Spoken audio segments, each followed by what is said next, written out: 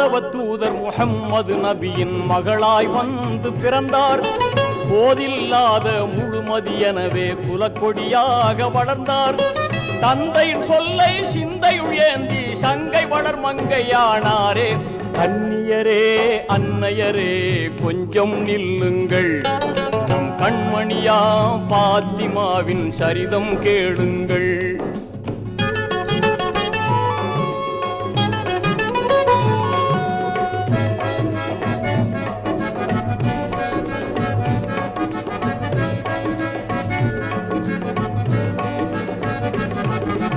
அன்னை ஹதீஜா நன்னைய பண்பை அகமதில் தாங்கிச் சிறந்தார்.